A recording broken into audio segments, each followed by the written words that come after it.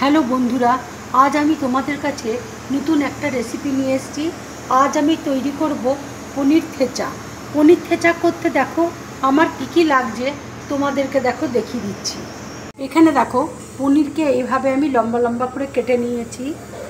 এখানে ধনে পাতা আছে, পেঁয়াজ কুচি আছে, সাদা তিল আছে, লঙ্কার গুঁড়ো আছে, হলুদ গুঁড়ো আছে, কাঁচা লঙ্কা আছে, বাদাম আছে, গোটা জিরে আছে, রসুন আছে। পনিরে দেখো একটু নুন মাখিয়ে নিচ্ছি আমি। কড়াইয়ে দেখো তেল দিয়েছি, তেল গরম হয়ে গেছে। এবার আমি পনিরগুলো এক এক করে তেলের মধ্যে ভেজে নেব।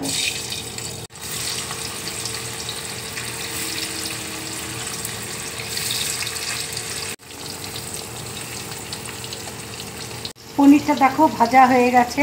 এবার আমি প্লেটের মধ্যে তুলে নিচ্ছি।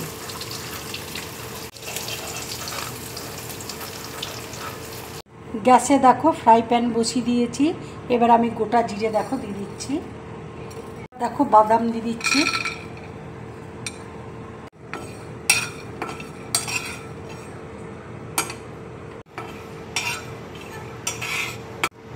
এবার দেখো সাদা তিল দিয়ে দিচ্ছি,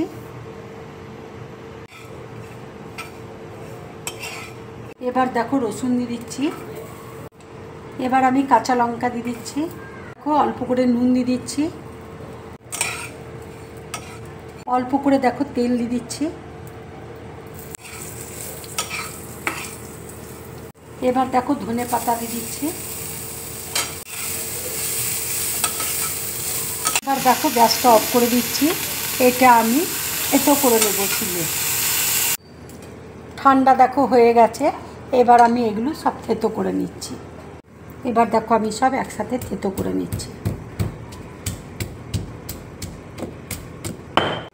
থেতো দেখো হয়ে গেছে, ঠিক এরকম ধরনের দেখো হবে। পনিরের তেলেই দেখো আমি পেঁয়াজটা দিয়ে দিচ্ছি।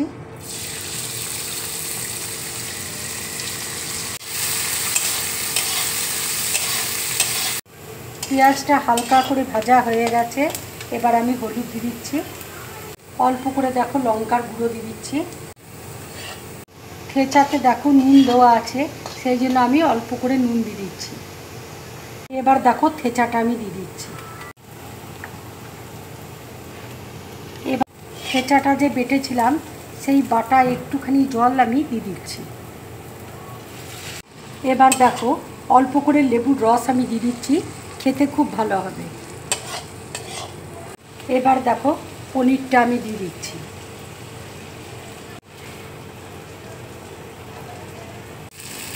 থেচা পনির দেখো আমার পুরোপুরি রেডি। রান্নাটা দেখো হয়ে গেছে। এবার আমি গ্যাসটা অফ করে দিচ্ছি। এবার আমি একটা প্লেটের মধ্যে তুলে রাখছি। বন্ধুরা, এই পনির থেচার রেসিপিটা যদি তোমাদের ভালো লাগে তাহলে লাইক করবে, শেয়ার করবে আর ড্রিম ব্লগ চ্যানেলটাকে সাবস্ক্রাইব করবে।